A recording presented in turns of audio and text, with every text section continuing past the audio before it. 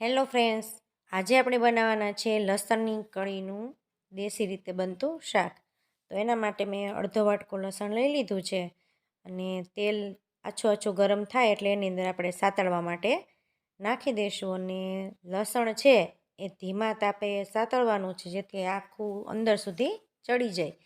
તો આ રીતે બ્રાઉન થાય ત્યાં સુધી આપણે એને સાતળી લેશું. ત્યારબાદ મરચાં અને આદુની પેસ્ટ, એમાં 3 મરચાં લીધા છે અને એક નાનો કટકો આદું લીધું છે, એની પેસ્ટ કરી અને આપણે આની અંદર નાખી દઈશું. ત્યારબાદ એની અંદર મેં 4 ઝીણા ટમેટાં છે એ કાપીને તૈયાર રાખ્યા છે.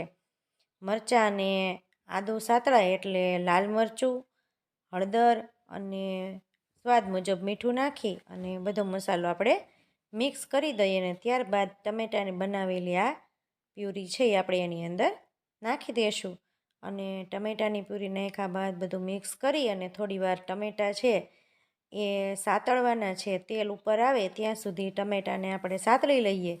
અને તેલ ઉપર આવે તરત જ આપણે એની અંદર 2 ચમચી ધાણા જીરું નાખી અને બધો મસાલો બરાબર મિક્સ કરી થોડીવાર તેલ છૂટું પડે ત્યાં સુધી આપણે એને સાતળવા દઈશું. ત્યારબાદ બધો ટેસ્ટ છે એ સમતોલ રહે એના માટે 1 ચમચી ગોળ નાખી અને બધું મિક્સ કરી અને ત્યારબાદ ઉપરથી આપણે એને ધાણા ભાજી ઉમેરી દઈશું.